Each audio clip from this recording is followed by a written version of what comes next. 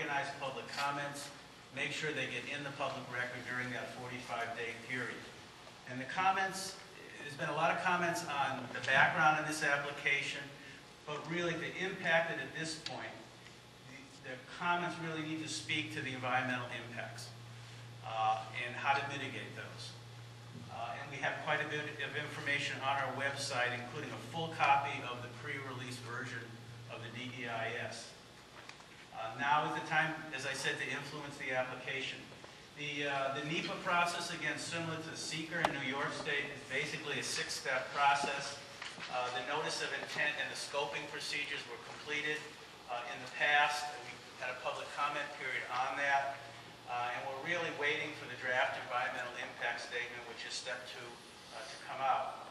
Again, the agency and public review comment period will be 45 days from the release. And then BIA will prepare a final EIS. And in that EIS, they will be required to respond to all the comments that were made during the DEIS step of the process. And there's a 30-day period, and BIA would then issue a record of decision, which then could lead or will lead to agency action or an action by the Bureau of Indian Affairs. As I said, we have reviewed, the counties have reviewed the preliminary report. We have submitted comments to BIA that we have distributed at the handout table as well. And my colleague, Mr. Pacioli, is going to take us through some of the major concerns that the counties have submitted to BIA at this point.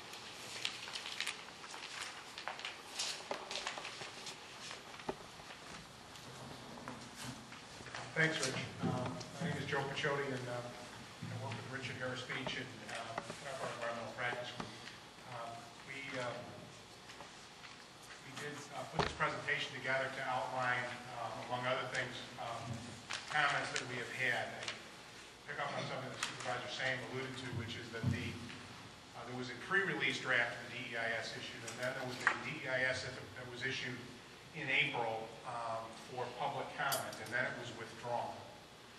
I've never been told exactly why it was withdrawn. The counties, and on behalf of the counties we worked with them, did submit some comments to the pre-release draft, which we felt was inadequate in several respects. And I would also concur with what the supervisor said, which was that our overall impression of the pre-release draft and then the draft that was released for public review and then withdrawn essentially concluded that there would be no impact from the applications. There's actually 2 that make up the 129 acres being granted.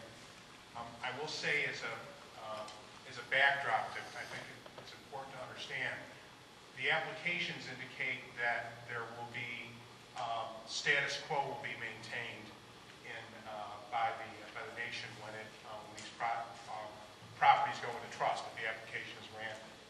And I would submit that's a Trojan horse because, 1, nothing is static in life and in development, and 2, the basis for the statute under which the IRA, which is the Indian Reorganization Act, under which the CIN is proceeding, requires, CIN is a quick way to say the Cayuga Indian Tribe, requires that the Cayugas take advantage of these properties once they're taken into trust.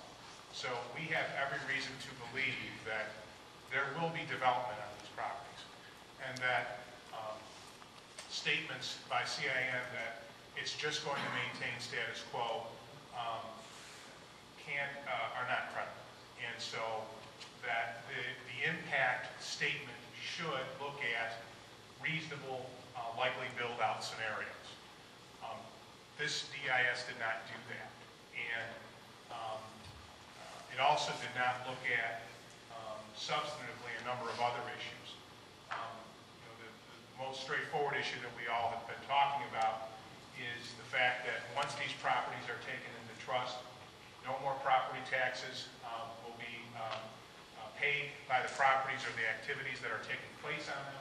There'll be no payments made to school districts from those properties. There'll be no payments made to special use districts, whether they be sewer, whether they be fire districts. That income is gone, and yet those community resources will continue to be used by those properties and the activities on those properties. And that is a straightforward, critical impact to the community. And when you think of it in the context of reality, which is that there's going to be further development of these properties. Some of these properties now are empty. They're not developed. They're going to be developed. And once those properties are developed, they will use community resources and infrastructure, and they will not be contributing to those.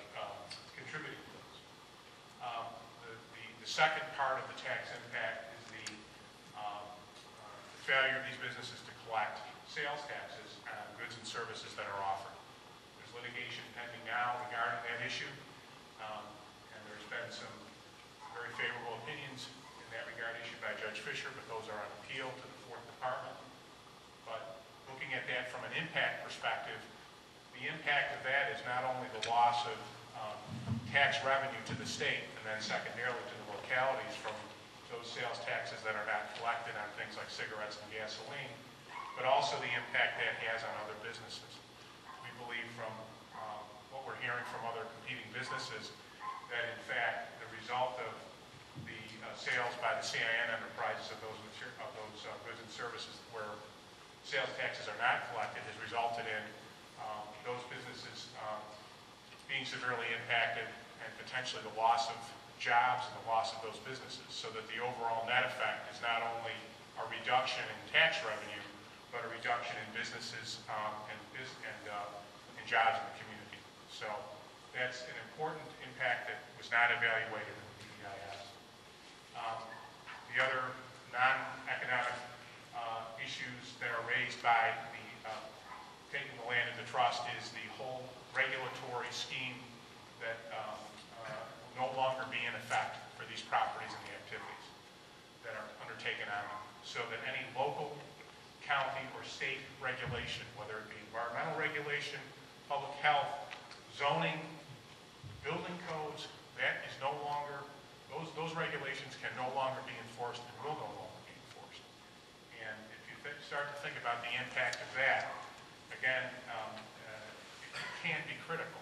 And if you think about specific concrete examples, if you think about gas stations operating, for example, on properties in New York, folks who operate gas stations are required to comply with DEC regulations that require, among other things, that inventory be reconciled for periods of time for obvious reasons, and that tanks be tested and that type of thing. That will no longer be required in these properties. And if we have problems then with those tanks and with those issues, we've got obviously, amazing water resources with Cayuga Lake and the river and otherwise, and not to mention our wells, those resources. And so you can begin to think about what the potential impact may be, or is likely to be in many cases, of those regulations not being enforced. Now there is, these properties would be, and the activities on them would be subject to some federal regulation.